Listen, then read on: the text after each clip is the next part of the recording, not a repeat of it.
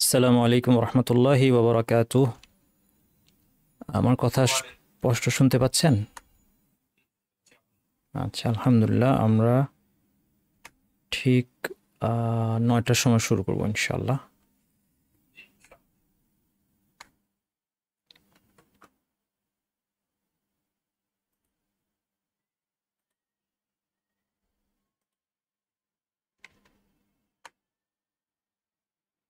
Recording in progress.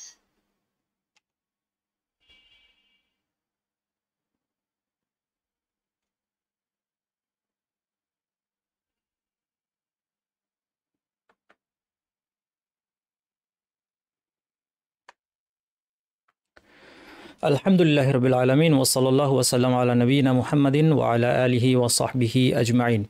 আমরা রমাদানের খুব কাছাকাছি এসে রমাদানেরকে সুপার প্রোডাক্টিভ করার জন্য আজকে 7টি অব্যর্থ কৌশল নিয়ে আলোচনা করব ইনশাল্লাহ। আমরা এবারের রমাদানের প্রস্তুতি আসলে অনেক আগেই শুরু করেছি আলহামদুলিল্লাহ। আমরা 1-1.5 মাস আগে একটা সম্পূর্ণ কোর্স করিয়েছি এবং তারপরেও আসলে রমাদান সম্পর্কে আমাদের উৎসাহ উদ্দীপনার অভাব নেই। কাজেই শেষ মুহূর্তে এসেও আমরা যদি কিছু প্ল্যানিং করে নিতে পারি সহজে, সংক্ষেপে, আমাদের রমাদানটা অনেক বেশি প্রোডাক্টিভ হতে পারে। এবং আজকে মূলত আমার টপিকের জন্য আমি বাছাই করেছি কর্মব্যস্ত মানুষকে। কর্মব্যস্ত মানুষ বলতে আমি বোঝাচ্ছি যারা 9টা-5টা চাকুরি করেন, অথবা ব্যবসায়ী, অথবা গৃহিণী যিনি তার ঘর সংসারের কাজে ব্যস্ত, সেটাও এক ধরনের চাকরির মতো। এরপর ছাত্রছাত্রীরা আছেন, তাদেরকে নিয়মিত পড়াশোনা করতে হয়। অর্থাৎ আপাত দৃষ্টিতে পার্থিব কাজে যাদেরকে খুব বেশি ব্যস্ত থাকতে হয়, তারা খুব সহজে কিভাবে পুরো রমাদানকে তারা ইবাদতে রূপান্তরিত করতে পারেন, এই বিষয়টা নিয়ে আমরা আজকে খুব সংক্ষেপে আলোচনা করব ইনশাল্লাহ। 7টা এরিয়ায় আমি খুব সহজ কিছু কথা বলবো এবং কথাগুলো সহজ হলেও আমি বিশ্বাস করি আপনার রমাদানটা ইনশাল্লাহ এই টিপসগুলো আপনি অ্যাপ্লাই করলে অনেক এফেক্টিভ হবে। প্ল্যানিং বা পরিকল্পনা, ইবাদত, ওয়ার্শিপ। ওয়ার্ক বলতে আমি বোঝাচ্ছি আমাদের 9টা-5টা অফিস হোক বা ঘর সংসারের নিয়মিত কাজ হোক। ফুড, বুঝতেই পারছেন, খাবারের কথা বলছি। এখানে একটা জন্মদিনের কেক টাইপের ছবি আছে, মোমবাতি দেওয়া। এটার জন্য আপনারা মনে কষ্ট নেবেন না, এটা এআই জেনারেট করেছে। আশা করি এটা ক্ষমা সুন্দর দৃষ্টিতে দেখবেন, যদিও জন্মদিন পালন করাকে আমি জায়েজ মনে করি না। এরপর আছে আমাদের ঘুম, যেটা খুব ইম্পর্ট্যান্ট। রিলেশন বলতে আমি বোঝাচ্ছি আমাদের আত্মীয় স্বজনদের সাথে আমাদের যে সম্পর্ক রক্ষার ব্যাপারটা আছে এবং সামাজিকতা। এবং ফাইনালি লার্নিং, আমাদের দিন শিক্ষা, সেটা রমাদানের ক্ষেত্রে কেমন হবে। চলুন আমরা আমাদের মূল প্রসঙ্গে চলে আসি। আমাদের প্রথম যে জিনিসটা সেটা হচ্ছে প্ল্যানিং। প্ল্যানিংয়ে আমরা যেটা ভুল করি রমাদানের প্ল্যানিং করতে গিয়ে, যে জন্য আমাদের রমাদান কাঙ্ক্ষিত মানে প্রোডাক্টিভ হয় না, সেটা হচ্ছে আমরা টপিক ওরিয়েন্টেড প্ল্যান করি। আমরা কিছুদিন আগে যখন আমি একটা কোর্স করাচ্ছিলাম, সেখানে আমি আমার অংশগ্রহণকারীদেরকে বলি যে আপনারা রমাদানের প্ল্যানটা আমাকে দেখান, আপনাদের প্ল্যানটা। তো যেটা আসলে সবাই করেন যে আমি রমাদানে কি করব। আমি রমাদানে ধরা যাক প্রতিদিন 1 পারা কোরআন তেলাওয়াত করব। আমি প্ল্যান করলাম যে রমাদানে আমি প্রতিদিন আমি ইসলামী বই পড়ব কিছুক্ষণ, তারপর আমি তাহাজ্জুদ পড়ব, ধরা যাক তারাবি পড়ব মসজিদে, তারপর বাসায় তাহাজ্জুদ পড়ব 11 রাকাত ইত্যাদি। এইভাবে কত তারাবিতে কত রাকাত, কত আয়াত তেলাওয়াত করব, এরকমও প্ল্যান অনেকে করে থাকেন। সেটা ভালো।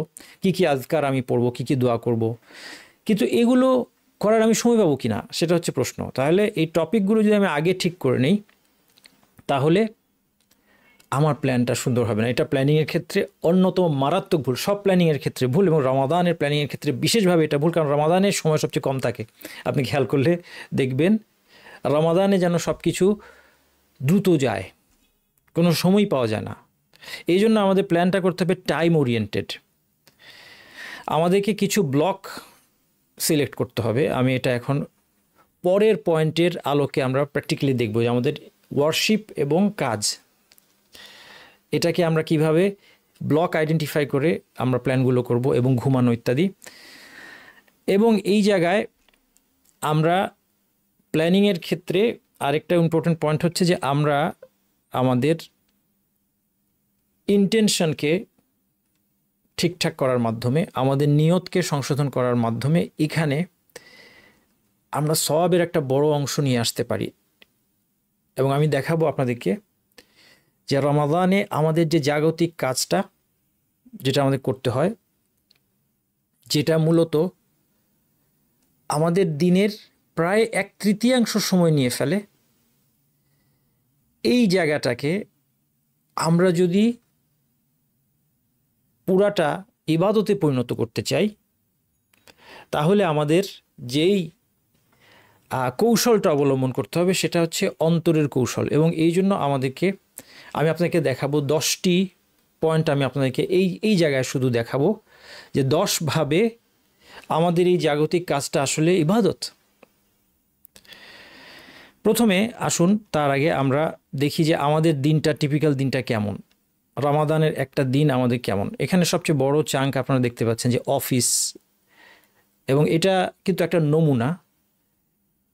এই ব্লকগুলো সবার জন্য এক হবে এমন না, অবশ্যই আপনারা কেউ এটা কপি করবেন না, আপনি আপনার নিজের ব্লকটা নিজে আইডেন্টিফাই করবেন। কিন্তু এইভাবে প্ল্যানিং করাটা অনেক সহজ হবে। এই জন্য একটা নমুনা, আমি একজন টিপিক্যাল 9টা 5টা অফিস যিনি করেন অন্য সময়, রমাদানে ধরলাম সেটা কিছুটা সংকুচিত হয়ে আসবে 6 ঘন্টায়, তারপরেও যাতায়াতের সময় আছে, আমরা 7 ঘন্টা ধরেছি অফিস আওয়ার।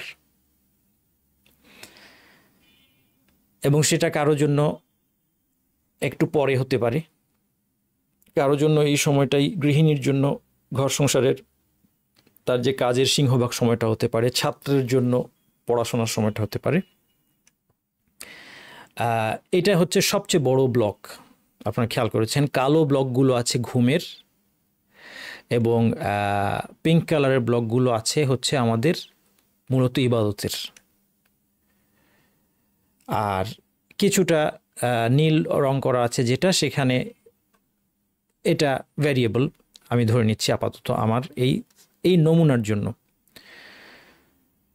এখানে আমরা যেটা দেখতে পাচ্ছি যে দিনের আমাদের 1/3 সময় চলে যায় আমাদের অফিসিয়াল কাজে অথবা ব্যবসার কাজে, রুটি রুজির খোঁজে, ছাত্রছাত্রী লেখাপড়া, এগুলোকে আমরা দুনিয়াবি কাজ মনে করি।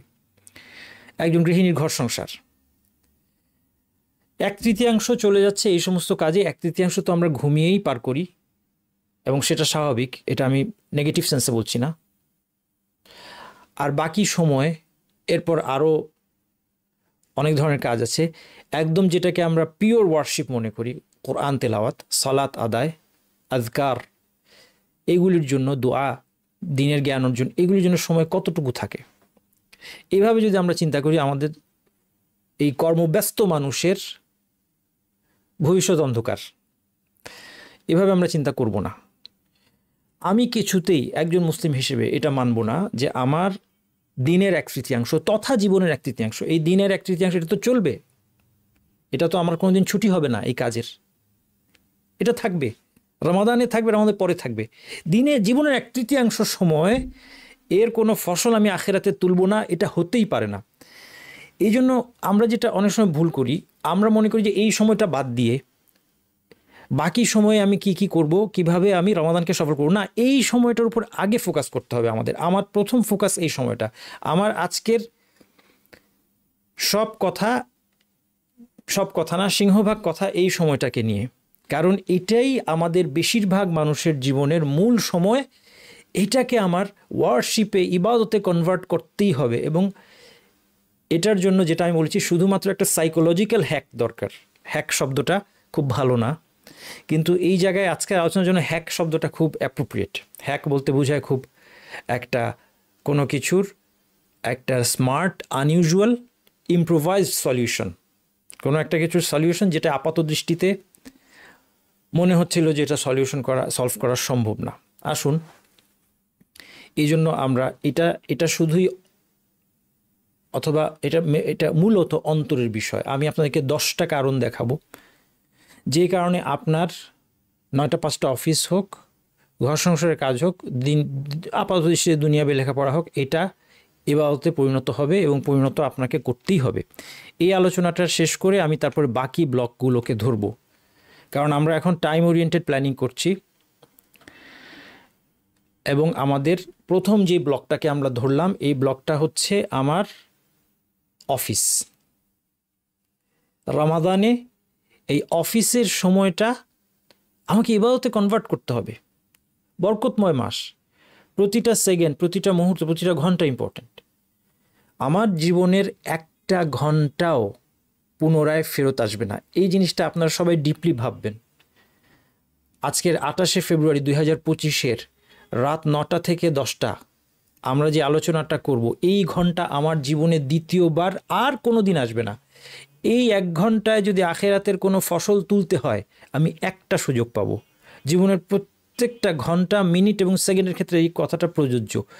আর এইটা যে তার অন্তরে হার্ডওয়্যার করতে পারবে, সেই হচ্ছে প্রকৃত সফল প্রোডাক্টিভ মুসলিম। আর আমরা সবাই এটা হতে চাই। আসেন আমরা একটা হাদিস দিয়ে আলোচনা শুরু করি এই ব্লকটা নিয়ে, আমাদের কাজের ব্লকটা, যেটাকে আমরা জাগতিক কাজ মনে করছি এবং এটাকে এতদিন আমরা উপেক্ষা করেছি যে এটা বাদ দিয়ে অন্য সময় আমি কি করব, এটা তো একরকম আমার চলেই যাবে, এটা আমার লসের খাতায়, এভাবে আমরা চিন্তা করি। কিন্তু আমি এখন দেখাবো যে এটাই আমার সবচেয়ে বড় লাভবান হওয়ার সময়। আমি আপনাদের সামনে এটা প্রমাণ করতে চাই আজকে ইনশাল্লাহ। যে হাদিসটা দিয়ে আমি শুরু করবো, সাদ ইবনে আবি ওয়াক্কাস রাদিয়াল্লাহু আনহু বলছেন যে বিদায় হজ্জের সময় রাসূলুল্লাহ সাল্লাল্লাহু আলাইহি ওয়াসাল্লাম, আমি অসুস্থ হয়ে পড়লাম, আমাকে তিনি দেখতে আসলেন। ফাকুলতু ইন্নী কাদ বালাগা বি মিনাল ওয়াজা, আমার রোগটা খুব খারাপ পর্যায়ে চলে গেছে। ওয়া আনা যু মালিন, সাদ ইবনে আবি ওয়াক্কাস রাদিয়াল্লাহু আনহু একজন সাহাবী, অন্যতম রাসূল 10জন জান্নাতের সুসংবাদ পেয়েছেন যে 10জন সাহাবী জীবদ্দশায় পৃথিবীতে থাকতে, তাদের মধ্যে একজন হচ্ছে সাদ ইবনে আবি ওয়াক্কাস। অনেক আর্লি তিনি ইসলাম গ্রহণ করেছিলেন এবং ইসলামের সমস্ত চড়াই উত্তরাইয়ের সময় তিনি রাসূলুল্লাহ সাল্লাল্লাহু আলাইহি ওয়াসাল্লামের পাশে ছিলেন। এই সব কিছুর মধ্য দিয়ে তারা গিয়েছেন। শুধু ইসলামের সুফলটা যেটা আমরা আজকে ভোগ করছি, তারা শুধু সেই সুফলটা ভোগ করেছেন তা না, তারা ইসলামকে প্রতিষ্ঠা করার যে কষ্টসাধ্য কাজটা, সেই কাজে রাসূলুল্লাহ সাল্লাল্লাহু আলাইহি ওয়াসাল্লামের শরীক ছিলেন এই 10জন। এই 10জনের সবাই, তাদের মধ্যে একজন হচ্ছেন সাদ ইবনে আবি ওয়াক্কাস। তিনি বিদায় হজে একদম ইসলামের শেষ যুগে, তখন তিনি অসুস্থ, রাসূল সাল্লাল্লাহু আলাইহি ওয়াসাল্লামের জীবনের শেষ দিকে তিনি অসুস্থ হয়ে পড়লেন এবং বললেন যে আমার রোগের অবস্থা ভালো না। আনা যু মালিন, আমি একজন সম্পদশালী ব্যক্তি। তিনি সম্পদশালী ছিলেন। ওয়ালা ইয়ারিসুনি ইল্লা ইবনাতুন, আমার একটাই মেয়ে আছে, মেয়ে ছাড়া কোনো উত্তরাধিকারী নাই। আফা আতাসাদ্দাকু বিসুলুসাই মালি, তিনি রাসূলুল্লাহ সাল্লাল্লাহু আলাইহি ওয়াসাল্লামের কাছে পারমিশন চাচ্ছেন যে আমি আমার সম্পদের 2/3 দান করে দিতে চাই। রাসূলুল্লাহ সাল্লাল্লাহু আলাইহি ওয়াসাল্লাম তাকে বললেন লা, না তুমি এটা করো না। ফাকুলতু বিশাত্রি, তিনি তখন বললেন যে তাহলে অর্ধেক দিয়ে দিই। ফাকালা লা, রাসূলুল্লাহ সাল্লাল্লাহু তাকে নিষেধ করলেন। সুম্মা ক্বালা সুলুস ওয়া সুলুসু কাসীর, 1/3 দিতে পারো, সেটাই অনেক বেশি। ইন্নাকা আন তাযারা ওয়ারাসাতাকা আগনিয়া, রাসূল সাল্লাল্লাহু আলাইহি ওয়াসাল্লাম সবসময় কোনো একটা, এবং এটা কোরআন হাদিসের রীতি, কোনো একটা আদেশ নিষেধ আসলে কোরআন হাদিস সবসময় এটার পিছনে কারণ বলে দেয়। এটা এত চমৎকার একটা জিনিস। আমি সবসময় বলবো আপনার তারবিয়ার ক্ষেত্রে, আপনার সন্তানকে, অধীনস্থদেরকে যদি কোনো আদেশ দেন, আপনি নিষেধ করেন, এটার কারণ বলবেন।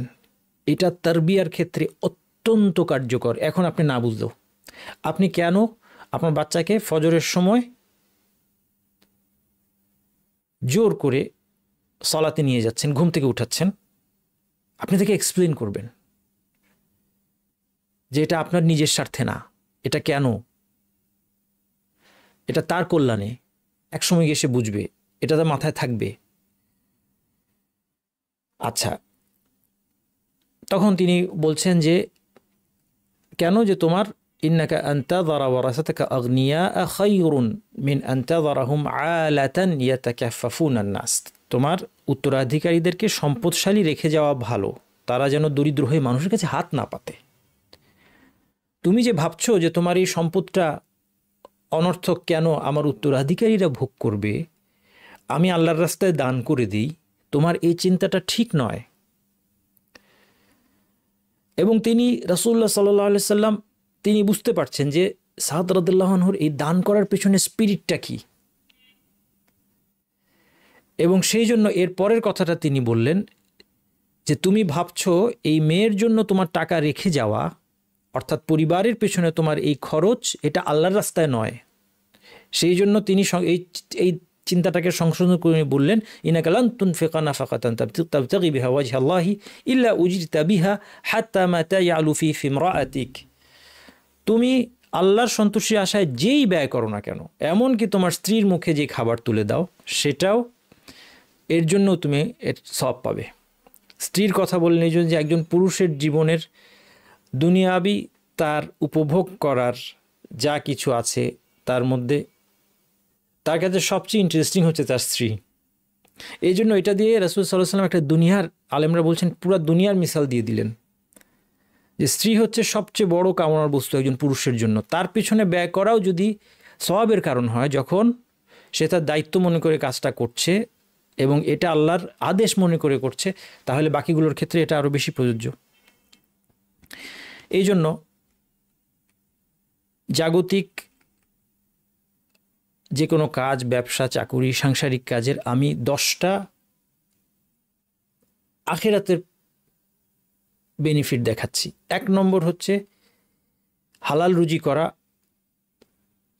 অথবা নারীদের জন্য তার স্বামীর সংসার এবং সন্তান সন্ততিকে সামলানো, ভরণ, তাদেরকে প্রতিপালন করা, এই সব কিছু ইবাদত।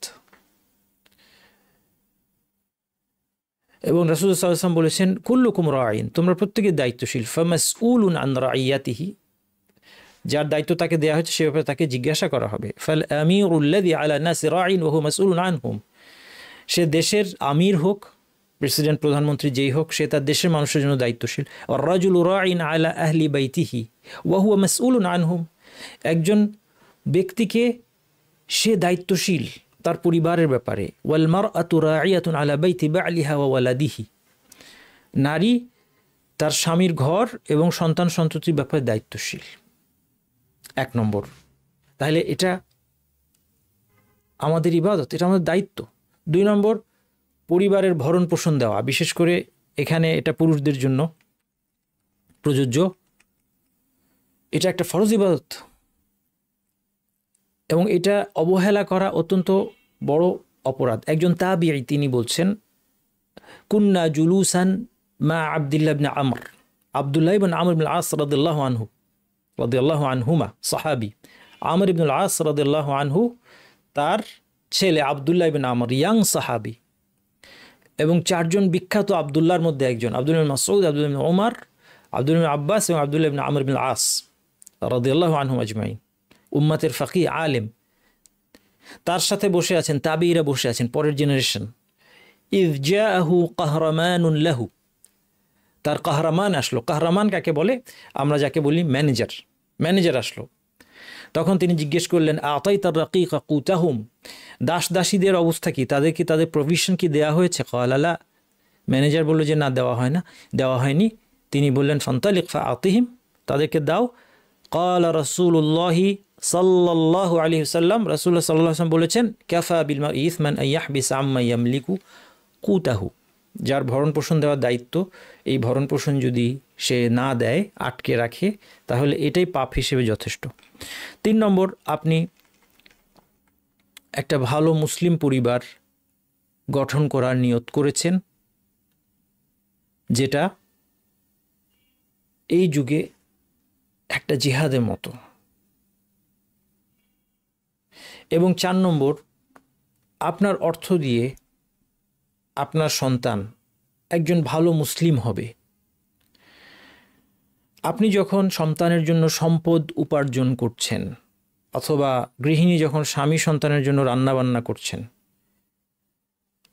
আপনাদের নিয়ত থাকবে সুসন্তান পৃথিবীতে রেখে যাওয়া, যারা ভালো কাজ করবে এবং তাদের সওয়াব আমার আমলনামায় আসবে।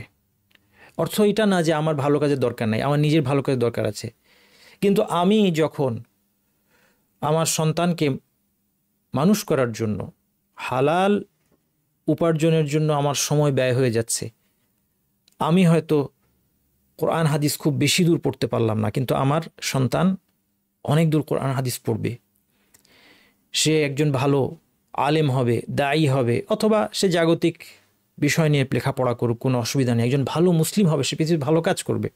এই জন্য রাসূল সাল্লাল্লাহু আলাইহি সাল্লাম বলেছেন, ইন্না মিম্মা ইয়ালহাকুল মুমিনা মিন আমালিহি ওয়া হাসানাতিহি বা'দা মাউতিহি, মৃত্যুর পরে যেই সমস্ত আমলগুলো অ্যাড হবে আমল নামায়, সেগুলো সম্পর্কে বলতে গিয়ে তিনি বলছেন, ইলমান আল্লামাহু ওয়া নাশারাহু। কি কি অ্যাড হবে আমল নামায়? এক নম্বর হচ্ছে যে জ্ঞান সে শিখিয়েছে এবং মানুষের মাঝে প্রসার করেছে, উপকারী জ্ঞান, দ্বীনি জ্ঞান। 2 নম্বরে বলছেন ওয়া ওয়ালাদান সালিহান তারাকাহু,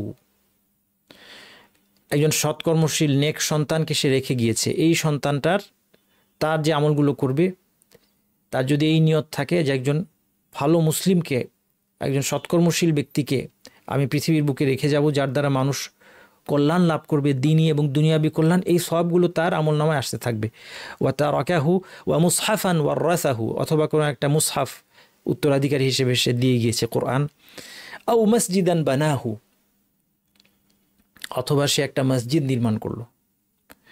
আও বাইতান লিবনিস সাবিলি বানাহু, মুসাফিরদের জন্য থাকার জন্য একটা ঘর, বাসা নির্মাণ করলো। আও নাহরান আজরাহু, কোনো একটা পানির উৎস প্রবাহিত করলো যেটা থেকে মানুষ অথবা পশু পাখি পানি পান করে। আও সাদাকাতান আখরাজাহা মিন মালিহি ফি সিহহাতিহি ওয়া হায়াতিহি, অথবা সে সুস্থ এবং জীবিত থাকতেই আল্লাহর রাস্তায় সাদাকা করে যায়, ইয়ালহাকুহু মিন বা'দি মাউতিহি, সেটা তার মৃত্যুর পরে তার কাছে পৌঁছাবে। এই প্রসঙ্গে আমি একটু আমার মূল আলোচনা থেকে সরে আপনাদের কাছে একটা আপিল করব। এই আপিলটা একটা মসজিদের জন্য, কিন্তু আসলে আপিলটা আমার আপনার জন্য। এই মসজিদটা বাংলাদেশের আর 10টা 100টা 1000টা মসজিদের মতো নয়। এটা আমাদের একটা স্বপ্নের মসজিদ, যে মসজিদ শুধু ইবাদতের জায়গায় হবে না, আল্লাহ চাইলে কোরআন এবং সুন্নাহ ভিত্তিক সঠিক জ্ঞান প্রচার প্রসারের একটা কেন্দ্র হবে, একটা রিসার্চ সেন্টার হবে। এবং ইনশাআল্লাহ আল্লাহ চাইলে আমাদের স্বপ্ন যে এই মসজিদ থেকে আলেমরা বের হবেন, দায়ীরা বের হবেন, দিন শিক্ষার্থীরা বের হবেন, ভালো মুসলিম তৈরি হবেন। আপনারা দেখবেন একটা জিনিস খেয়াল করলে, যে মদিনার মসজিদ দিন শিক্ষার প্রথম সেন্টার, দিনের প্রচার প্রসার, এই সব কিছুর প্রথম সেন্টার হচ্ছে নবী সাল্লাল্লাহু আলাইহি ওয়াসাল্লাম মসজিদ। এই জন্য ইসলামী মসজিদের গুরুত্ব অত্যন্ত বেশি। এই জন্য মসজিদ আবাদ করা ইমানদারদের লক্ষণ। ইন্নামা ইয়া'মুরু মাসাজিদাল্লাহি মান আমানা বিল্লাহি ওয়াল ইয়াউমিল আখিরি ওয়া আকামাস সালাতা ওয়া আতাজ যাকাতা ওয়া লাম ইয়াখশা ইল্লাল্লাহ। আল্লাহ তাআলা কারা আল্লাহর ঘরগুলোকে আবাদ করে, মসজিদকে আবাদ করে, মসজিদ নির্মাণ করে, তাদের পরিচয় দিয়েছেন যারা আল্লাহর প্রতি ঈমান এনেছে এবং আখিরাতের প্রতি। এটা আল্লাহ এবং আখিরাতের প্রতি ঈমানের প্রমাণ, মসজিদকে আবাদ করা। আমানা বিল্লাহি ওয়াল ইয়াউমিল আখির ওয়া আকামাস সালাহ, সালাত প্রতিষ্ঠাকারী তারা, যাকাত দেয়, ওয়া লাম ইয়াখশা ইল্লাল্লাহ, এবং আল্লাহ ছাড়া কাউকে ভয় করে না। এই জন্য এটা ব্যক্তিগতভাবে আমি, আমার যারা আপনারা আমার লেকচার নিয়মিত শোনেন, আমাকে যারা দিনী ভাই হিসেবে ভালোবাসেন, আপনাদেরকে আমি বলবো যে এটা আমার স্বপ্নের মসজিদ। আমি স্বপ্ন দেখি যে আমি একদিন এখানে কোরআন শেখাবো। আমি এখন আলহামদুলিল্লাহ কোরআন শিখাই, তাজবিদ শিখাই, অন্যান্য ইসলামিক সাবজেক্ট আমি পড়াই। কিন্তু যে কোনো জায়গায় পড়ানো আর মসজিদে পড়ানো এক না। আপনারা কি ওই হাদিসটা শোনেন নাই, যে হাদিসে রাসূল সাল্লাল্লাহু আলাইহি ওয়াসাল্লাম বলেছেন, মাজতামা কওমুন ফি বাইতিন মিন বুয়ুতিল্লাহি, যখনই কোনো একদল লোক আল্লাহর ঘরসমূহের মধ্যে কোনো একটি ঘরে মিলিত হয়, একত্রিত হয়, ইয়াতলুনা কিতাবাল্লাহি, আল্লাহর কিতাবকে তেলাওয়াত করে, ওয়া ইয়াতাদারাসুনাহু বাইনাহুম, নিজেদের মধ্যে কিতাব নিয়ে স্টাডি করে, ইল্লা নাযালাত আলাইহিমুস সাকিনা, তাদের উপর প্রশান্তি অবতরণ করে, ওয়া গাশিয়াতুমুর রাহমা, দয়া তাদেরকে আচ্ছন্ন করে, ওয়া হাফফাতহুমুল মালাইকা, ফেরেশতারা তাদেরকে ঘিরে ফেলে ওয়াযাকারাহুমুল্লাহু ফী মান ইনদাহ, এবং আল্লাহ তাদেরকে স্মরণ করেন তার কাছে যারা আছে, সে সমস্ত ফেরেশতা এবং ঊর্ধ্ব জগতে যারা আছেন তাদের কাছে আল্লাহ সুবহানাহু ওয়া তাআলা তাদের প্রশংসা করেন। এখানে কন্ডিশন হচ্ছে আল্লাহর ঘরে মসজিদে এই দ্বীনের অধ্যয়ন হবে। আমরা যারা কোরআন এবং হাদিসের আলোকে বিশুদ্ধ কোরআনের দার্স দিতে চাই, তাফসির মানুষকে শেখাতে চাই, বলতে চাই, এই পৃথিবীটা আমাদের জন্য খুব ছোট, খুব সংকীর্ণ। এই জন্য এই মসজিদ ফর কমিউনিটি ডেভেলপমেন্ট, এমসিডির মতো মসজিদগুলো হচ্ছে আমাদের আশা। সেখানে একদিন আমরা এই সঠিক কথাগুলো ইনশাআল্লাহ বলতে পারবো, মানুষকে শেখাতে পারবো। কারণ এখন মানুষের অজ্ঞতা এমন পর্যায়ে পৌঁছেছে, এমন একটা যুগে আমরা বসবাস করছি যে ঠিকটা মানুষের কাছে ভুল আর ভুলটা মানুষের কাছে ঠিক হয়ে দাঁড়িয়েছে। এই জন্য আমি এই মসজিদের স্বার্থে নয়, আপনার স্বার্থে, আমার স্বার্থে বলবো যে আসুন আমরা এই মসজিদটাকে দ্রুত দাঁড় করানোর জন্য এগিয়ে আসি। মসজিদ দাঁড়িয়ে যাবে, আমি আপনি এতে যোগ দেওয়ার সুযোগ পেলাম কি না, এটা হচ্ছে বড় কথা। আমি আপনাকে একটা হাদিস শোনাতে চাই, আগেও শুনিয়েছি মনে হয়।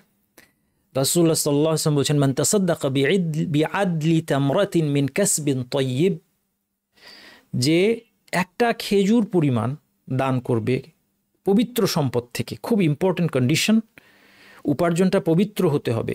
কেন তিনি বলে দিচ্ছেন, যেমন আমরা বলেছি, রাসূল সাল্লাল্লাহু আলাইহি ওয়াসাল্লাম সবসময় বলে দেন কেন, ওয়ালা ইয়াকবালুল্লাহু ইল্লা তাইয়্যিব, আল্লাহ পবিত্র ছাড়া কোনো কিছু, আল্লাহ পবিত্র ছাড়া কোনো কিছু গ্রহণ করেন না। হারাম সম্পদের দানের কোনো দরকার আল্লাহ নেই, কিন্তু পবিত্র সম্পদ দিয়ে একটা খেজুরের সমান কিছু যদি কেউ দান করে, একটা খেজুরের দাম কত হবে এখন?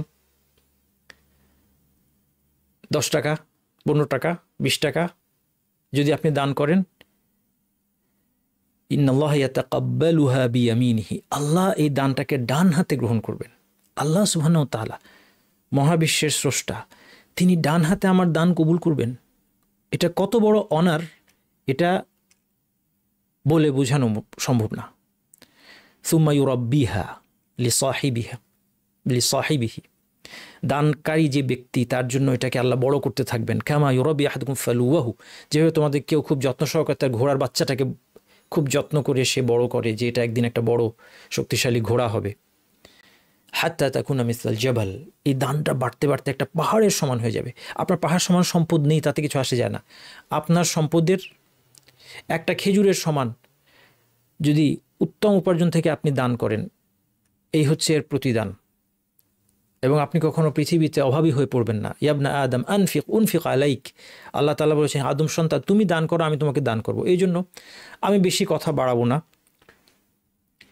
এই মসজিদে দান করা আপনার আমার দরকার, মসজিদের দরকার নাই। এবং আমি ইনশাল্লাহ এতে আগেও শরিক ছিলাম, এখনও থাকবো। সম্ভবত বছর 2 আগে আমি আপনাদের কাছে আপিল করেছিলাম, যখন এর জমি কেনা হবে ইত্যাদি, আপনারা অভূতপূর্ব সাড়া দিয়েছেন। আল্লাহর ইচ্ছা, সমস্ত প্রশংসা আল্লাহর। এবং খুব স্মুথলি জমি রেজিস্ট্রেশন ইত্যাদি কাজগুলো হয়েছে, কিন্তু কিছুটা পরিস্থিতির কারণে স্থবির ছিল।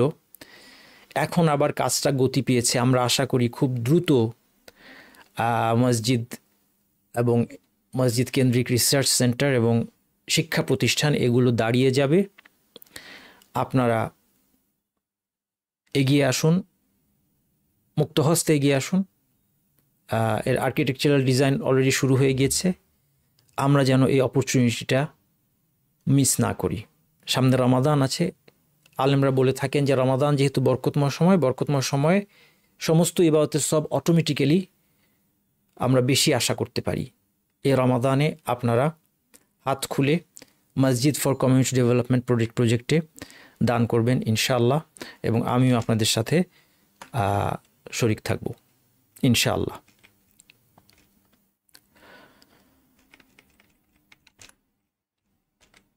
এরপর আমার 5 নম্বর পয়েন্ট, যে কাজের ক্ষেত্রে আপনি কখনোই কর্মক্ষেত্রে, বিশেষ করে যারা কোথাও চাকুরি করছেন, আপনারা কখনোই এই সময়ে কোরআন তেলাওয়াত, দিন শিক্ষা এগুলো করবেন না। আপনি সততা এবং আমানতদারির রোল মডেল হয়ে মানুষকে ইসলামের দিকে দাওয়াত দিবেন। এটা ইসলামের দিকে বিরাট দাওয়াত। যখন আপনার অফিসের লোকজন বলবে যে আমাদের অমুক এমপ্লয়ি, উনি হচ্ছেন সবচেয়ে অনেস্ট, সবচেয়ে আস্থাভাজন, সবচেয়ে সিনসিয়ার, উনি একজন ধার্মিক ব্যক্তি, উনি একজন আল্লাভীরু ব্যক্তি। এই জন্য আলেমগণ এই কথাও বলেছেন যে অফিসের টাইমে সুন্নত নফল নামাজ পড়তেও নিষেধ করেছেন আলেমগণ। অনেকে দেখা যাবে যে হয়তো রমাদানের উৎসাহে আপনি 1 ঘন্টা ধরে আপনি অজু করলেন, আযান দিল, আপনি অজু করলেন, নফল নামাজ পড়লেন, তাহিয়াতুল উদু, তাহিয়াতুল মসজিদ, ফরজ, আর সুন্নাতুল কাবলিয়া বা সুন্নাতুল বাদিয়া, আগের সুন্নত পরের সুন্নত সব কিছু আপনি সময় নিয়ে পড়ে 1 ঘন্টা সময় অফিসের আপনি এই ইবাদতের কাজে নিয়ে নিলেন। এটা ঠিক না। হ্যাঁ, যদি অফিস ফরজের পাশাপাশি কিছু সুন্নত সেটা অ্যালাউ করে, কাস্টমারি হিসেবে এটাকে প্রথাগতভাবে অ্যালাউ করে, আপনি বড়জোর সংক্ষেপে সুন্নতগুলো পড়েন। কিন্তু অফিসে এসে আপনার সমস্ত ফোকাস অফিসের মধ্যে থাকবে। ঘুণাক্ষরেও আপনি চিন্তা করবেন না যে আমার সময় নষ্ট হচ্ছে, না। বরং আপনি যদি অফিসের কাজে ফাঁকি দেন রমাদানকে উসিলা বানিয়ে, তাহলে আপনি ওই হাদিসের মধ্যে পড়ে যাবেন যে হাদিসে রাসূল সাল্লাল্লাহু আলাইহি ওয়াসাল্লাম বলেছেন যে রোজা রেখে অন্যায় কথা এবং কাজ পরিহার করলো না, তার পানাহার পরিত্যাগে আল্লাহর কোনো প্রয়োজন নেই। এর বিপরীতে আপনি যদি সমস্ত ফোকাস দিয়ে অফিসের কাজ করেন শুধুমাত্র আল্লাহকে সন্তুষ্ট করার জন্য, তাহলে এই পুরা সময়টা আপনার ইবাদতে পরিণত হচ্ছে, এবং এটা ছাড়া আমাদের কোনো বিকল্প নেই। ঘর সংসারের দায়িত্বের ক্ষেত্রেও আমাদের মা বোনদের একই কথা প্রযোজ্য। 6 নম্বর, আপনি যখন কর্মক্ষেত্রে থাকেন এবং সালাতের সময় হয়ে সালাতে উঠে যান, আপনি ওই মানুষদের অন্তর্ভুক্ত হওয়ার সুযোগ পান যাদের সম্পর্কে আল কোরআনে প্রশংসা করে বলেছেন, রিজালুন লা তুলহিহিম তিজারাতুন ওয়ালা বাইউন আন যিকরিল্লাহি ওয়া ইকামিস সালাতি ওয়া ইতাইজ যাকাতি ইয়াখাফুনা ইয়াওমান তাতাকাল্লাবু ফিহিল কুলুবু ওয়াল আবসার। ওই সমস্ত লোকেরা যাদের ব্যবসা অথবা লেনদেন এবং এর মধ্যে অফিসের কাজকর্ম অন্তর্ভুক্ত, কারণ এটা এক ধরনের লেনদেন। ব্যবসা বলতে আমরা শুধু ক্রয় বিক্রয় সেটা কিন্তু না, লেনদেনের মধ্যে কিন্তু বাইয়ের মধ্যে এগুলো সব কিছু চলে আসবে। এই কোনো কিছুই তাদেরকে আল্লাহর স্মরণ, সালাত প্রতিষ্ঠা করে যাকাত দেওয়া থেকে দূরে রাখতে, ভুলিয়ে রাখতে পারে না। এই প্রশংসার যোগ্য আপনি তখনই হবেন যখন আপনি অফিস টাইমে অফিসের কাজে সিনসিয়ার এবং ঠিক সালাতের সময় সালাত থেকে আপনাকে সেটা দূরে রাখতে পারছে না। এরপর এই যে কষ্টটা আপনারা করছেন, এই কষ্টটা আরও 2টা বিশাল মর্যাদার কারণ। একটা হচ্ছে তাকদীরের প্রতি সন্তুষ্টি। এটা আমরা অনেকেই খেয়াল করি না যে এটা কিন্তু আমাদের দ্বীনের অর্ধেক। দ্বীনের অর্ধেক হচ্ছে আল্লাহর আদেশ নিষেধের প্রতি সন্তুষ্টি, শরীয়তের প্রতি, বাকি অর্ধেক হচ্ছে কদরের প্রতি সন্তুষ্টি। এই দিকটা আমরা অনেকেই খেয়াল করি না। আমরা হয়তো আফসোস করছি যে আমরা এই কাজটা করার সময় পাই না, কিন্তু তাকদীরের প্রতি সন্তুষ্টি, যেই কাজটার জন্য আমি আফসোস করছি, যেই কাজটা করে আমি জান্নাতে যাব, তাকদীরের প্রতি সন্তুষ্টি দিয়ে হয়তো আমি আরও দ্রুত জান্নাতে চলে যাব। এবং বিশেষ করে আমি মা বোনদের ক্ষেত্রে এই 2টা বলবো। একটা হচ্ছে তাকদীরের প্রতি সন্তুষ্টি, একটা হচ্ছে ধৈর্যশীলদের অন্তর্ভুক্ত হওয়ার স্বভাব। কারণ মা বোনদের কষ্টটা আমার কাছে মনে হয় আরও বেশি। আমি যখন আসলে আমাদের নারীরা খুব দুঃখী, আমি সবসময় বলি, এবং আমি যখন চিন্তা করি আমি পুরুষ, আমি বলি আলহামদুলিল্লাহ, আমি যদি এই নারীর জীবন আমার হতো, আমার যে কী অবস্থা হতো। আমার মা বোনদেরকে দেখে, আমাদের নারীদেরকে দেখে সমাজের আমার কাছে সবসময় এটা মনে হয়, ওয়াল্লাহি। কিন্তু আপনি দেখেন রাসূলুল্লাহ সাল্লাল্লাহু আলাইহি ওয়াসাল্লাম বলছেন, ইযা সাল্লাতিল মারআতু, নারীকে দিয়েও আমরা উদাহরণটা দিই, তাকদীর এবং সবর উদাহরণ দিই। ইযা সাল্লাতিল মারআতু খামসাহা, নারী যখন 5 ওয়াক্ত সালাত আদায় করবে, ওয়া সামাত শাহরাহা, রমাদানের 1 মাস রোজা রাখবে, ওয়া হাসানাত ফারজাহা, সতীত্ব রক্ষা করবে, ওয়া আতাআত যাওজাহা, এবং স্বামীর আনুগত্য করবে। অবশ্যই বৈধ বিষয়, স্বামীর অথবা যে কোনো সৃষ্টির আনুগত্য শুধু বৈধ বিষয় করা যাবে। এখন স্বামী যদি বলে চলো সিনেমা দেখি, তার আনুগত্য করা যাবে না। 4টা কাজ যখন করে, কিলা লাহা উদখুলিল জান্নাতা মিন আইয়ি আবওয়াবিল জান্নাতি শি'তি, জান্নাতের যে কোনো দরজা দিয়ে তুমি প্রবেশ করো। আপনার আর কি চাই? আপনি কেন আফসোস করছেন যে আমি কোরআন হিফজ করার টাইম পাই না, আমি দিন শিক্ষা করার টাইম পাই না? হ্যাঁ, বেসিক দিন শিক্ষা করার সময় আপনার দেওয়া অবশ্যই উচিত, কিন্তু সেটা খুব বেশি সময় না। আপনাকে খুব বড় আলেম হতে হবে, হাফেজ হতে হবে, হাফেজা হইতে হবে, এরকম কোনো কন্ডিশন নাই। কেন আপনি সেটা চাচ্ছিলেন? জান্নাতে যাওয়ার জন্য। দেখেন, এই কাজগুলি করলে শুধু জান্নাতে যাবেন তাই না, বরং আপনি তাদের একজন যাদেরকে 8টা দরজা দিয়ে জান্নাতে প্রবেশ করতে বলা হবে। এরকম কিন্তু মানুষ অল্প কয়েকটা, রেয়ার, যাদের কথা হাদিসের মধ্যে আসছে। সবগুলো দরজা দিয়ে জান্নাতে যেতে পারবে যারা, তাদের মধ্যে একজন আপনি হওয়ার সুযোগ, যদি আপনি তাকদীরের প্রতি সন্তুষ্ট থাকতে পারেন। এবং এই যে ধৈর্য আপনি ধরবেন, আল্লাহ তাআলা বলেছেন আল কোরআনে, ইন্নামা ইউওয়াফাস সাবিরুনা আজরাহুম বিগাইরি হিসাব। ধৈর্যশীলদেরকে তাদের প্রতিদান কোনো হিসাব ছাড়া, মাপ ছাড়া দেওয়া হবে, মেপে দেওয়া হবে না। আমাদের রমাদানের জন্য এটা খুব প্রাসঙ্গিক। আরেকজন যাকে বলা হয়েছে, যাকে বেহিসাব সওয়াব দেওয়া হবে, সে হচ্ছে সাইম। 10 থেকে 700 গুণের সীমায় সাইমের সওয়াব থাকবে না। আল্লাহই ভালো জানেন কতটুকু তাকে দিবেন। ঠিক ধৈর্যশীলের ক্ষেত্রেও একই। তাহলে 8 নম্বর আপনারা পেয়েছেন, আশা করি যে আপনি ধৈর্যশীলদের অন্তর্ভুক্ত হচ্ছেন। এবং জাগতিক কাজ এবং সাংসারিক কাজ, অপরের প্রতি ইহসান করার ইবাদতের বিশাল দরজা। আমি ডাক্তার না, আরেকজন ভাই আমার দিনী ভাই, তিনি ডাক্তার। আমি হয়তো দিন শিক্ষা দিই, আমি কোরআনের শিক্ষক, আলহামদুলিল্লাহ, আমি আনন্দিত। কিন্তু আমার যে ভাই, তিনি ডাক্তারি করেন সারাদিন, তিনি মানুষের, তার অপরচুনিটিটা আপনি দেখেছেন, আল্লাহ তাকে কত সুযোগ দিয়েছেন মানুষের সেবা করার।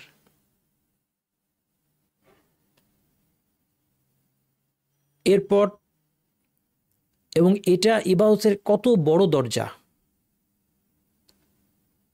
একজন ডাক্তার হোক, ইঞ্জিনিয়ার হোক, অ্যাডভোকেট হোক, আপনি ইঞ্জিনিয়ার হিসেবে দিনী ভাইদেরকে আপনি সুপরামর্শ দিলেন, এটা যে এখন মানুষের কত দরকার। একজন আইনজীবী হিসেবে কোনো একটা আইনি সমস্যার সমাধান আপনি দিলেন শুধু আল্লাহকে সন্তুষ্ট করার জন্য, আল্লাহর চেহারা দেখার জন্য, ইবতিগা ওয়াজহিল্লাহ।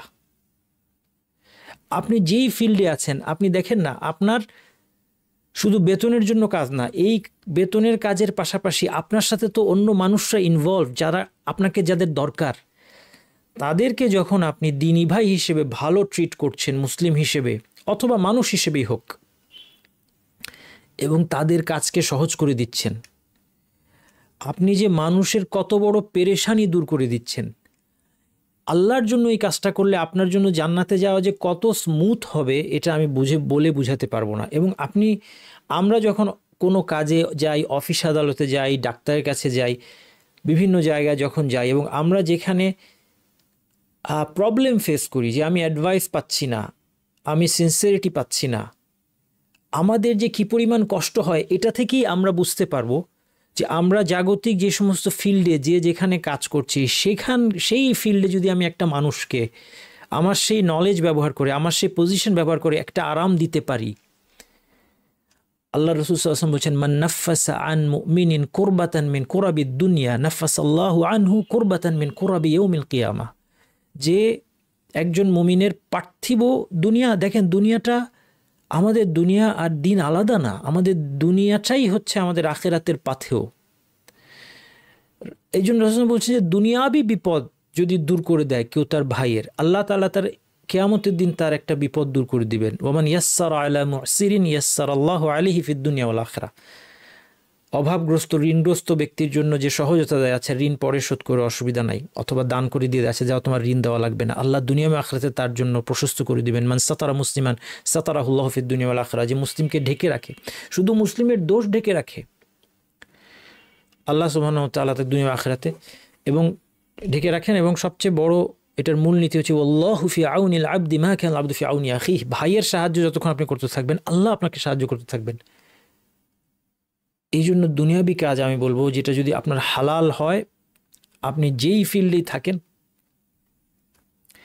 ডাক্তার, ইঞ্জিনিয়ার, অর্থনীতিবিদ, আইনজীবী, যেই ফিল্ডে থাকেন, আপনার জন্য আখিরাতের বিশাল প্রশস্ত দরজা রয়েছে। শুধু আপনার হ্যাকটা কোথায় লাগবে? আমি যেটা শুরুতে বলেছি, আপনার হার্টে। আপনার হার্টের মধ্যে একটা হার্ডওয়্যার করে নিতে হবে, আপনার হার্টের সেটিং একটু আপনাকে অ্যাডজাস্ট করে নিতে হবে। মুসলিম আপনার কাছে আরাম পাবে, আল্লাহ সুবহানাহু ওয়া তাআলা আপনার দুনিয়া ও আখিরাত কেমন সহজ করে দিবে আপনি দেখবেন যদি আল্লাহর জন্য এটা করেন। এবং সবচেয়ে শেষ যে 10 নম্বর পয়েন্টটা বলবো, দ্য বিগ সারপ্রাইজ, হয়তো অনেকের কাছে যেটা যারা আপনারা ভাবছেন যে এতক্ষণ আপনি যা বললেন আচ্ছা ঠিক আছে, আপনি 9টা বেনিফিটের কথা বললেন জাগতিক কাজের, কিন্তু তারপরেও যাকে জাগতিক কাজ করতে হয় না ওই সময় বসে তো তিনি অনেক কোরআন তেলাওয়াত করতে পারেন, দিন শিক্ষা করতে পারেন, দাওয়াতি কাজ করতে পারেন, লেকচার দিতে পারেন, বই লিখতে পারেন। The big surprise 10 number point, অফিসের কাজ করেও এই সব সওয়াব আপনি নিতে পারবেন যদি আপনি সত্যবাদী হন। কোরআন তেলাওয়াতের সওয়াব যেটা আপনি অফিসের জন্য করতে পারছেন না, যদি আপনার দাবিতে আপনি সত্যবাদী হন, আল্লাহ যদি জানেন যে আপনি 9টা 5টা ফ্রি সময় পেলে আপনি কোরআন নিয়ে বসে থাকতেন, আল্লাহ ভালো জানেন যে আপনি কোরআন নিয়ে বসতেন নাকি ইউটিউব ফেসবুক নিয়ে বসতেন নাকি হারাম কিছু নিয়ে বসতেন, আল্লাহ জানেন। আল্লাহ যদি জানেন আপনি কোরআন নিয়ে বসতেন, আল্লাহ যদি জানেন এবং আপনি যদি আল্লাহকে প্রমাণ দিতে পারেন যে আপনি দিন শিক্ষা করতে বসতেন, এই সময় আপনি ইসলামী লেকচার দিতেন অথবা জনসেবামূলক কাজ করতেন, সওয়াবের কাজ করতেন, সালাত আদায় করতেন, আশা করতে পারি আমরা এই সওয়াবটাও আপনি পাবেন, কিন্তু আপনাকে প্রমাণ দিতে হবে। আপনার ছুটির দিনটা অথবা যেদিন হঠাৎ আপনি ফ্রি হয়ে গেলেন, সেই ফ্রি সময় আপনি কি নিয়ে বসলেন, এটা দিয়ে প্রমাণ হবে। আমি যে কথা বললাম এটার প্রমাণ এই হাদিসটা দেখেন, রাসূল সাল্লাল্লাহু আলাইহি ওয়াসাল্লাম বলছেন, মাসালু হাযিহিল উম্মতি মাসালু আরবাআতি নাফার, এই উম্মতের উদাহরণ হচ্ছে 4 ব্যক্তির মতো। একজন হচ্ছে রাজুলুন আতাহুল্লাহু মালান ওয়া ইলমান ফাহুয়া ইয়ামালু বিহি ফি মালিহি ফায়ুনফিকুহু ফি হাক্কিহি। প্রথম ব্যক্তি হচ্ছে আল্লাহ তাকে সম্পদও দিয়েছেন, জ্ঞানও দিয়েছেন, ফলে সে যথাযথভাবে তার সম্পদকে, তার জ্ঞানের ভিত্তিতে সে সম্পদকে সঠিক খাতে ব্যয় করার মাধ্যমে সে এর সওয়াব পেয়ে যায়। ওয়া রাজুলুন আতাহুল্লাহু ইলমান ওয়া লাম ইউতিহি মালান, এই ব্যক্তিটা হচ্ছে আপনি। ধরে নেই আপনারা যে 9টা 5টা অফিস করেন অথবা সাংসারিক কাজে গৃহিণীরা ব্যস্ত, রাজুলুন আতাহুল্লাহু ইলমান, আল্লাহ যাকে জ্ঞান দিয়েছেন, ওয়া লাম ইউতিহি মালান, তাকে সম্পদ দেন নাই, ফাহুয়া ইয়াকুলু লাউ কানা লি মিসলু মা লিহাযা আমিলতু ফিহি মিসলাল্লাযী ইয়ামাল, ওর মতো যদি সম্পদ থাকতো আমার, তাহলে এই সম্পদ দিয়ে তার মতো আমল করতাম। আপনার অবস্থাটা এইটাই। আপনি বলছেন যে আমার 9টা 5টা অফিস করতে হয় কেন, আমার মাসের শেষে এই স্যালারির জন্য, এই স্যালারিটার টাকা যদি আমার এমনি থাকতো, আল্লাহ আমাকে এই সম্পদ দিয়ে দিতেন, তাহলে এই সময়টা আমি ফ্রি, তাহলে এই সময় আমি কোরআন হিফজ করতাম, দিন শিক্ষা দিতাম, ইসলামিক স্কুলে আমি পড়াইতাম, মাদ্রাসায় পড়াইতাম, বই লিখতাম, ইসলামী বই লিখতাম, দাওয়াতি কাজ করতাম। হ্যাঁ, এগুলো আপনি বলছেন যদি এই সম্পদটা পাইতাম, সেই সম্পদটা আপনার নাই বলেই তো আপনাকে চাকরি করতে হচ্ছে। রাসূল সাল্লাল্লাহু আলাইহি ওয়াসাল্লাম বলেছেন ফাহুমা ফিল আজরি সাওয়া, এই দুইজন লোক সওয়াবের দিক থেকে সমান। তাহলে আপনার আর কি চাওয়ার থাকলো? আপনি ইনশোর করুন আপনার যদি রুজি হয় সেটা হালাল, আর ঘর সংসারের নারীদের কাজ তো হালালই, সেখানে এই চিন্তা নাই। এরপর ধৈর্য ধরে আল্লাহর তাকদীরের উপর সন্তুষ্ট থেকে আপনি এই কাজগুলো মন দিয়ে সিনসিয়ারিটির সাথে করুন আল্লাহ সন্তুষ্টির জন্য। অনেকগুলো পয়েন্ট আপনাকে দিলাম। সেই সাথে যখনই অবসর পাবেন যদি আপনি ভালো কাজে লেগে যান, আল্লাহ জানবেন যে আপনাকে অখণ্ড অবসর দিলে, কাজের প্রয়োজন থেকে মুক্ত করে দিলে আপনি কি করতেন, আশা করতে পারেন সেই সওয়াব আল্লাহ তাআলা আপনার আমলনামায় লিখে দিবেন। এখানে এরপর তাহলে দেখেন একটা বড় ব্লক কিন্তু আপনাদের ইনশাআল্লাহ এই রমাদানে সুপার প্রোডাক্টিভ হয়ে গেল। 1/3, একটু আগে এই 1/3 নিয়ে আমাদের ছিল দুঃখ যে এই 1/3 সময় তো চলেই গেল, বাকি সময়ে কি করব, হিমশিম খাচ্ছি না। ফার্স্ট অফ অল এই 1/3 এখন থেকে রমাদানে এবং রমাদানের পরে এই পুরোটাই আখিরাতের ফসল হবে ইনশাআল্লাহ। অফিস থেকে ফেরার সময়টায় যদি যানবাহনে বসে থাকেন, এই যে নীল সময়টা আমি ধরে নিচ্ছি, এই সময়টায় আপনারা যে কোনো কিছু যেটা সহজ এরকম কিছু করবেন, হয়তো কিছু আজকার পড়লেন, যেটা সহজ, একটা বই পড়তে থাকলে, এক একজনের জন্য এক একটা কিন্তু হয়, অথবা একটা তেলাওয়াত শুনতে থাকলেন কানে দিয়ে, কেউ কানে দিয়ে শুনতে বেশি তার স্বচ্ছন্দ বোধ হয়। যেমন আমি কিছুদিন আগে প্লেনে সফর করছিলাম, সেই সফরে আমি দেখলাম যে আমি একটা পিডিএফ বই, এই বই পড়ায় আমার সবচেয়ে বেশি মনোযোগ আসছে, কারণ সবসময় সব কিছুতে মনোযোগ আসে না, ওই সময় হয়তো আমার কোরআন তেলাওয়াত আমি কনসেন্ট্রেট করতে পারছি না, কিন্তু আমি দেখলাম যে আমি বইটা পড়তে পারছি, আমার খুব লাভ হয়েছে, পুরো সময়টা আমার কাজে লেগেছে। এমনিভাবে আপনারা বুঝতে পারবেন। এই যে ন্যাপটা বললাম 30 মিনিট, এখন ঘুমের ক্ষেত্রে একটা হ্যাক, দুইটা কথা বলবো। ন্যাপটা এটা একটা বিরাট হ্যাক, আমি বলবো যে যারা সারাদিন কাজ করবেন, রাত্রে ইবাদত করবেন, তারা মাগরিবের আগে হলেও আধা ঘন্টা ঘুমিয়ে নেন। এটাতে অনেকের অস্বস্তি আছে এই জন্য, কেননা অনেক আলেমরা এটা সমালোচনা করেছেন, কিন্তু আপনাকে জিনিস বুঝতে হবে যে জীবন যখন সংকীর্ণতা আরোপ করে, ইসলাম তখন প্রশস্ত হয়ে যায়। কোরআন হাদিসে কোথাও নিষেধ নাই এই ঘুমানোর ব্যাপারে। আসরের পরে ঘুমানোকে কোনো কোনো আলেম খুব তীব্রভাবে সমালোচনা করেছেন, এবং উইচ ইজ ট্রু। ইবনুল কাইয়িম, কিন্তু আপনি তো ইবনুল কাইয়িমের যুগে নাই, আপনি তো ফজরের পর আপনার দিন শুরু হয় না, তাহলে তো আপনি রাসূলুল্লাহ সাল্লাল্লাহু আলাইহি ওয়াসাল্লাম সুন্নাহ মোতাবেক কাইলুলা নিতে পারতেন, আপনার দিনটা আরও প্রোডাক্টিভ হতো। কিন্তু এখন আপনি কি করবেন? আপনি চাইলেই তো আপনার অফিস ফজরের সময় শুরু হবে না। এখন আপনার ইসলামের প্রশস্ততা দেখতে হবে।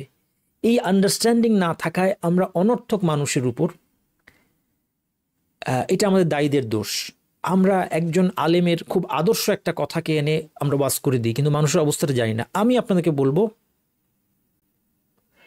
যে কোরআন হাদিসে কোথাও এই ঘুমকে নিষেধ করা হয় নাই, বরং রমাদানে আপনার রাত্রের ইবাদত সুন্দর হওয়ার জন্য এই ন্যাপটা দরকার, এবং ন্যাপ কখনোই 30 মিনিটের বেশি হবে না। এটা হচ্ছে একটা গুরুত্বপূর্ণ পয়েন্ট। আপনি ঠিক, আপনার ঘুমের প্রয়োজন না থাকলে ঠিক আছে, অন্য কথা, কিন্তু সারাদিন অফিস করার পর এখানে চোখ লেগে যাওয়া স্বাভাবিক, এবং তারপরে সেটার প্রভাবটা পড়বে সালাতে। তারাউইতে আপনি কোনো মন দিতে পারবেন না, সন্ধ্যার পর থেকে আপনি কিছুই করতে পারবেন না, অথচ আপনার এশার সালাত আছে, মাগরিব আছে, এশা আছে, তারাউই আছে। 30 মিনিটের বেশি হয়ে গেলে আপনি ডিপ স্লিপে চলে যাবেন, উঠতে পারবেন না। 30 মিনিটের মধ্যে 25-30 মিনিটের মাথায় অ্যালার্ম দিয়ে আপনি শুবেন, ফলে আপনি সহজে ঘুম থেকে উঠতে পারবেন এবং আপনি ফ্রেশ হয়ে যাবেন। এটা ডাক্তারদেরও কথা, এটা যারা স্লিপ এক্সপার্ট তাদেরও কথা। অন্যান্য ঘুমগুলো হবে, ঘুম নিয়ে কথা শেষ করে দিই, অন্যান্য ঘুমগুলো হবে 1.5 ঘন্টার সাইকেলে। 1.5 ঘন্টা এত কম ঘুমানো, রাতের ঘুম অবশ্যই ঠিক না। 3 ঘন্টা, আমি বলবো 4.5 ঘন্টা মিনিমাম, 4.5। এই জন্য আমি 2টা পসিবল প্ল্যান দিয়েছি, আরও অসংখ্য পসিবল প্ল্যান হতে পারে। কেউ ধরা যাক মসজিদে তারাউইহ পড়বে, তার ঘুমাইতে ঘুমাইতে 11টা বাজবে এখনকার হিসাবে, মোটামুটি 11টা থেকে ঘুম আসতে আসতে আধা ঘন্টা ধরলাম, 4টার সময় উঠে যাবে, 4.5 ঘন্টা ঘুমালেও। এবং যেহেতু তিনি অফিস করবেন, ফজরের পর তিনি আরও 1.5 ঘন্টা ঘুমাবেন ধরে নিচ্ছি। পর্যাপ্ত ঘুম খুব জরুরি। ঘুমের ব্যাপারে অনেকের অবাস্তব কিছু চিন্তাভাবনা কাজ করে যে অমুক দায়ী, তিনি নাকি 3 ঘন্টা ঘুমিয়ে থাকেন, 4 ঘন্টা ঘুমিয়ে থাকেন। এসব অবাস্তব কথা চিন্তা করে লাভ নাই।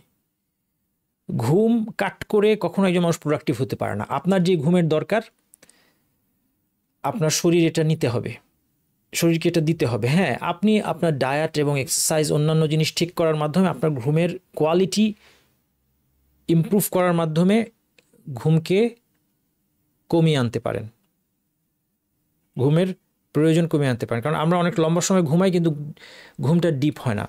এবং এই জন্য একটা কথা আপনাদেরকে বলি, এই কথাটা শুনেন, আমার এই কথাটা শুনেন। চা কফি একবার খাবেন, এই যে বড় ঘুমটা রাত্রের, সেই ঘুম থেকে ওঠার পর বাস আর খাবেন না। ইভেন ডাক্তারও যদি আপনাকে বলে যে দুপুরে চা কফি খান, অসুবিধা নেই, শুনবেন না। কারণ আমি অনেক বড় এক্সপার্টদের কথা বলছি আপনাকে। ক্যাফেইনের কোয়ার্টার লাইফ 12 ঘন্টা, অর্থাৎ 12 ঘন্টা পরে ক্যাফেইনের কোয়ার্টার আপনার রক্তে থেকে যায়। আপনি বলতে পারেন আমার চা কফি খেলে ঘুমে কোনো অসুবিধা হয় না। বিষয়টা হচ্ছে যে চা কফি খেয়েও আপনি ঘুমাতে পারছেন ঠিকই, কিন্তু ঘুম ডিপ হচ্ছে না। এই জন্য আপনি উঠার পরেও ক্লান্ত, ওই ক্লান্তি দূর করতে আবার চা কফি খাওয়া লাগতেছে আপনার, আপনি একটা ভিশাস সাইকেলের মধ্যে পড়ে যাচ্ছেন। সো এই যে রাত্রের ঘুমটা যখন আপনি দিবেন 11টা থেকে, এটা রমাদানের জন্য বলছি 11টা, আদারওয়াইজ 11টা খুব বাজে সময়, এটা ঘুমানোর সময় না। ঘুমের ট্রেন ছেড়ে দেয় 10টার সময়, 10:30। 10টা সাড়ে 10টায় ঘুমের ট্রেন ছেড়ে দেয়, এর আগে ঘুমাতে হবে। এর ধারে কাছেও আপনারা চা কফি খাবেন না, ভোরে খান, গভীর রাতে। এই কথাটা আমার শুনে, এটা বললেন না যে চা কফির কোনো এফেক্ট আমার উপর নাই, অবশ্যই আছে। এই সময়টা এখন কি করবেন দেখেন, এখানে আমার আরও কিছু হ্যাক আছে ইম্পর্টেন্ট। প্রথম কথা হচ্ছে খাবার, ইফতারের মজার মজার ইফতারের লোভটা আমাদেরকে ছাড়তে হবে। চিনি দেওয়া শরবত খায়েন না, লেবুর শরবত, রুয়াফজা, ট্যাং, জুস যাই হোক, চিনি দেওয়া শরবত খেয়েন না। যদি খেতেই হয় শুধু লেবু পানি দিয়ে খান। বড় জোর হয়তো একটু মধু মিশাইতে পারেন।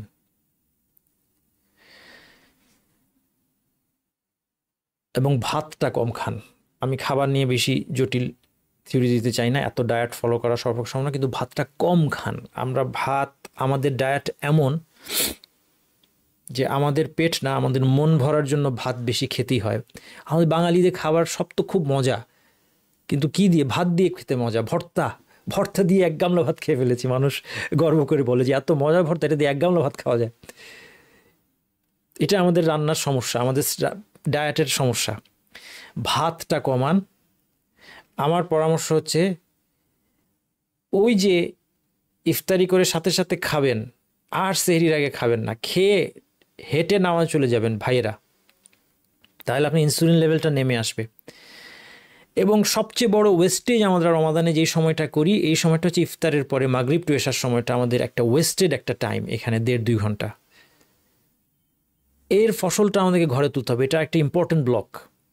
আমার একটা সাজেশন হচ্ছে মাগরিবের আগে যা খেতে পারেন খেয়ে বাস মসজিদে চলে যান। এরপর একটু ফ্রেশ হওয়ার জন্য যদি ঘরে আসেনও, এশার অনেক আগে মসজিদে চলে যান, তাহলে আপনার আলস্য আসবে না। সেখানে বসে আপনি নফল সালাত আদায় করেন, কোরআন তেলাওয়াত করেন, দরকার হলে দিন শিক্ষার বই পড়েন, এখন তো মোবাইলের মধ্যেই বই। তারপর এশা তারাই পড়ে আপনি বাসায় চলে আসেন, এবং এই বাসায় আসার পর শুতে শুতে 11টা, এই সময়ের মধ্যে আপনার রিলেশন, জরুরি যে সমস্ত সামাজিকতা, রমাদান সামাজিকতার সময় নয়। ইফতার পার্টি, নো ইফতার পার্টি, নো ইফতারের দাওয়াত, নো ইফতার মাহফিল। ইফতার মাহফিল একটা ডিস্ট্রাকটিভ কালচার আমি বলবো। ইফতার করাবেন, অনেকগুলো সংস্থা আছে বাংলাদেশে, ভালো ভালো গরিব মানুষকে খুঁজে খুঁজে তারা ইফতার দিচ্ছে, আপনারাও জানেন তাদের নাম। তাদেরকে আপনি ডোনেট করে দেন যে তাদের ইফতারি সবটা পাবে। আর তেলা মাথায় তেল দিয়ে তো লাভ নাই, আমরা সবাই ভরপেট ইফতারি খেতেই পাই। আমরা একজন একজনকে দাওয়াত দিয়ে গল্পগুজব করলাম, সময় নষ্ট করলাম, ট্রাফিক জ্যাম, পারলে সেখানে আবার মানুষের গোশত খেলাম গীবত করার মাধ্যমে, তাই তো করি, এগুলি তো আমরা করি। এটা আরেকটা ইম্পর্ট্যান্ট হ্যাক রমাদানকে সুপার প্রোডাক্টিভ করতে। নো ইফতার মাহফিল, নো ইফতারি দাওয়াত।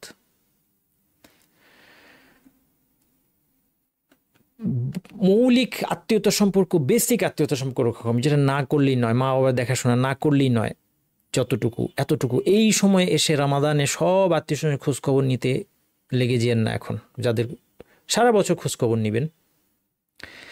এবং গিফট, রমাদানের গিফট দেওয়া, ঈদে যদি দিতেই হয় এখন শপিং সেরে সব রেডি করে রেখে দেন।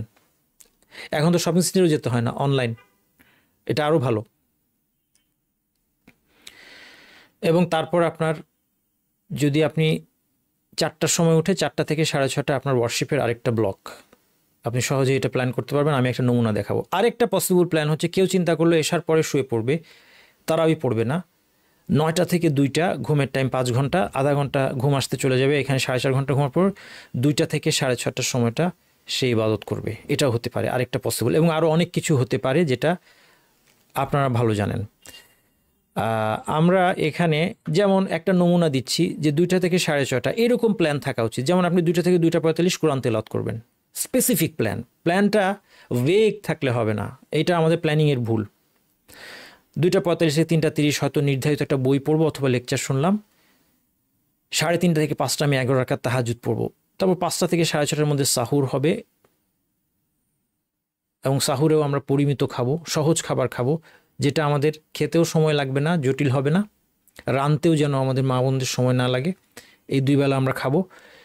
এটা তো এখন ডায়েটিশিয়ানরাও বলছেন, যারা হেলথ এক্সপার্ট বিশ্বব্যাপী, যে 2 মিল, পারলে একটা মিল, হ্যাঁ, তো এটা আমাদের রমাদানের সাথে খুব সুন্দর অ্যাডজাস্ট হবে। এরপর ফজরের সালাত এবং তারপর কিছু আজকার পড়ে আমাদের ধরে নিচ্ছি যে রেস্টের দরকার হবে। যাদের রেস্টের দরকার নাই, অফিস করতে হয় না 9টার সময়, তারা হয়তো এখানে লম্বা সময়, এটা প্রত্যেকের প্ল্যান কিন্তু নিজে করতে হবে। সবই হচ্ছে স্যাম্পল। প্রতিদিনের যেগুলো আমলগুলি ফিক্সড, এইগুলি জাস্ট একটা লিস্ট করে রাখবেন। একবার করলে আপনার মাথায় থাকবে, এটা আপনার মাথায় থাকবে, এটা আপনার লিস্ট দেখার কিছু নাই। যেমন আপনি ঠিক করলেন যে ফজরের সুন্নত আমি রোজ পড়বো, এটা রুটিন কাজ, এটা বারবার দেখার কিছু নাই। ফজরের পরের আজকার পড়বো আমি ঠিক করে নিলাম, সে ফজর সালাত শেষে আস্তাগফিরুল্লাহ আস্তাগফিরুল্লাহ সুবহানাল্লাহ 33, আলহামদুলিল্লাহ 33, আল্লাহু আকবার, এগুলো তো আছেই। এরপরে আমি সকালের জিকির করব 100 বার ধরে নিলাম। আমি আমারটা বলছি যে আমি অল্প কিছু জিকির করি, সব আজকার হিসনুল মুসলিমে অনেকে প্ল্যান থাকে, হিসনুল মুসলিমের সব আজকার আমি পড়বো। অবাস্তব প্ল্যান নিয়েন না। এই জন্য রাসূল সাল্লাল্লাহু আলাইহি ওয়াসাল্লাম বলেছেন যে এমন আমল করো যা তোমরা, যেটা করার সামর্থ্য তোমাদের আছে। তোমরা যতক্ষণ বোর্ড না হও ততক্ষণ আল্লাহ বোর্ড হন না। অত্যন্ত গুরুত্বপূর্ণ হাদিস। কাজে আমি যেটা করতে পারি সহজ, অনেক জিকির আছে, সব আমার করতে হবে না, কয়েকটা করি যেটা ম্যানেজেবল, যেটা সহজে মনে রাখা যায়। এর মধ্যে অবশ্যই আমি বলবো এটা ছাড়বেন না। আমি যেহেতু এটার অসীম উপকারিতা পেয়েছি, এই জন্য আমি সবসময় রেকমেন্ড করি লা ইলাহা ইল্লাল্লাহু ওয়াহদাহু লা শারীকা লাহু লাহুল মুলকু ওয়া লাহুল হামদু ওয়া হুয়া আলা কুল্লি শাইইন কাদির। এটা ভোরবেলা ফজর সালাতের পরে 100 বার, 5-7 মিনিট লাগবে। 100 বার শুনতে খুব ভয় লাগছে, হয়তো 7 মিনিট লাগবে, খুব আস্তে বললে 10 মিনিট ধরলাম। সন্ধ্যা পর্যন্ত শয়তান আপনার সবচেয়ে বড় শুধু তার থেকে প্রোটেক্টেড থাকবেন। এবং আমি বারবারই একটা কথা বলি, এটা কালকে পড়েন, ইমিডিয়েট এফেক্ট আপনি ফিল করবেন যে শয়তান আপনাকে প্ররোচিত করতে পারছে না ইনশাআল্লাহ। তারপর ধরা যাক কুল হুয়াল্লাহু আহাদ, ফালাক, নাস 3 বার ইত্যাদি। এটা আপনি লিস্ট করে রাখেন আপনার মাথায় যে এই আজকার সহজ, এগুলো আমি পড়বো। জোহর এবং এসে আজান উত্তর দিব, এটা স্যাম্পল দেখাচ্ছি। আপনারা আবার বলবেন যে এটা আবার কোথায় পেলেন, বিদাত না। আমি বলতে চাচ্ছি যে ধরা যাক এমন একজন মানুষ যে আজানের উত্তর দেওয়া হয় না, আজানের উত্তর দেওয়া অনেক ফজিলত। এবং এরপর যখন আজানের যেই আল্লাহুম্মা রাব্বা হাযিহি দাওয়াতি তাম্মা এগুলো পড়ার পর কেউ দোয়া করলে সে দোয়া কবুলের সময়, ঠিক আছে, আমরা সময় পাই না। আমি টার্গেট করি যে জোহর এশা অন্তত এই 2টা, ধরা যাক কেউ জোহরের আজানটা শোনা হয়, এশার আজানটা শোনা সহজ, আগে মসজিদে চলে গিয়েছেন, মুয়াজ্জিন আজান দিচ্ছে তখন শুনছেন, সুন্দরভাবে উত্তর দেওয়া তার পক্ষে সম্ভব। ছোট্ট টার্গেট। এবং পরবর্তী জিকির এইভাবে আমি ডট দিয়ে রেখেছি। আপনারা কয়েকটা ফিক্সড আমল, এটা প্রতিদিন করবেন, বারবার আপনার প্ল্যানিং করতে হবে না। ভাত কম খান, আগেই বলেছি, মাগরিবের আগে, এগুলি সবই বলা হয়েছে।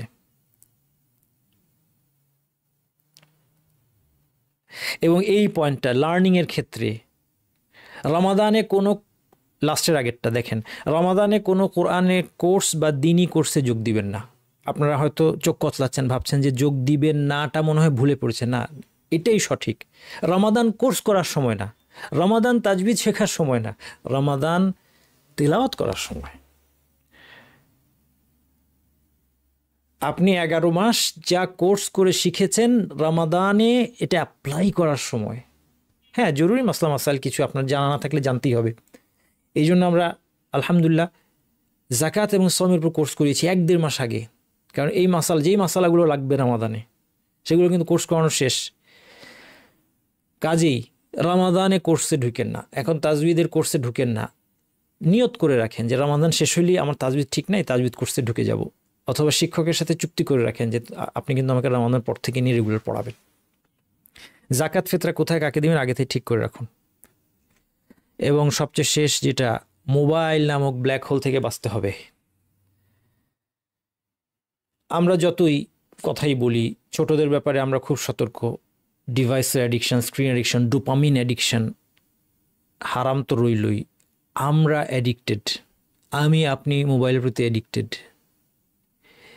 এটাকে ব্ল্যাক হোল বলেছি এই জন্য যে আপনি এই অভিজ্ঞতার কথা জানেন যে আপনি এশার নামাজ পড়ে আসলেন, মোবাইলটা হাতে নিলেন, কোনো প্ল্যান নাই আপনার, খুললেন, ইউটিউবে ঢুকলেন, 2 ঘন্টা চলে গেল। আল্লাহুল মুস্তাআন। আমরা অ্যাডিক্টেড। এটা থেকে বাঁচা খুব জরুরি।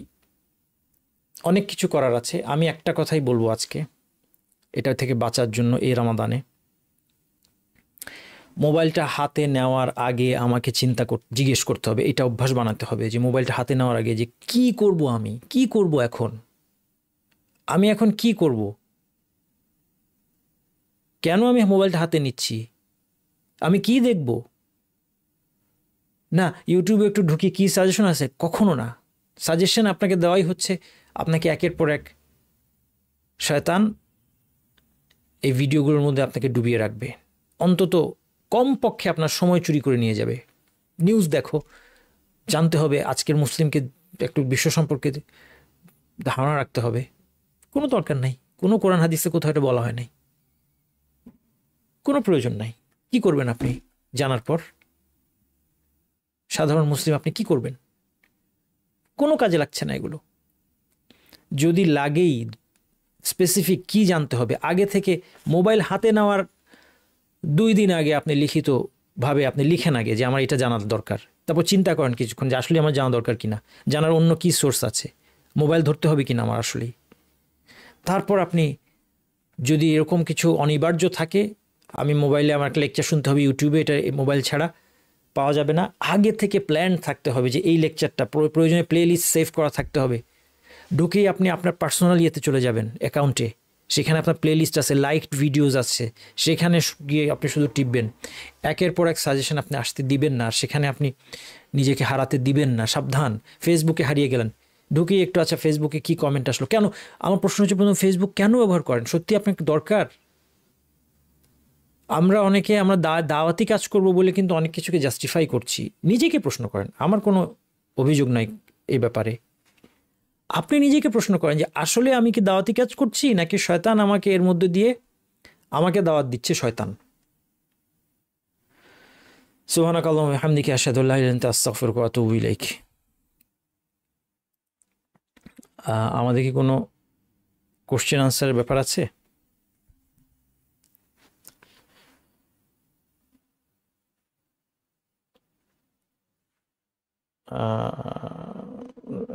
রাশেদ ভাই, আচ্ছা আলহামদুলিল্লাহ, আজকে কোশ্চেন আনসার নাই কোনো। আপনারা সুপার প্রোডাক্টিভ রমাদানের জন্য এই আমার যে আজকে কথাগুলো এর আলোকে আপনারা প্ল্যান করে ফেলেন। আর সময় নাই, হয়তো কালকে রাত্রেই প্রথম তারাবি হতে যাচ্ছে, এখনই বসে অথবা কালকে ফজরের পরে বসে আপনারা নিজের প্ল্যানটা নিজে করে নেবেন এবং একটা ম্যানেজেবল প্ল্যান রাখবেন। আপনি যতটুকু মনে করছেন আপনার পক্ষে করা সম্ভব তার 1/3 করবেন। এই ইন্সপিরেশনটা আমরা নিলাম কোথা থেকে? সাদ বিন আবি ওয়াক্কাস রাদিয়াল্লাহু আনহু হাদিস থেকে। হ্যাঁ, সুলুস 1/3 বা সুলুসু কাসির, 1/3 যথেষ্ট। সুবহানাকাল্লাহু ওয়া বিহামদিকা আশহাদু আল্লা ইলাহা ইল্লা আনতা আস্তাগফিরুকা ওয়া আতুবু ইলাইক।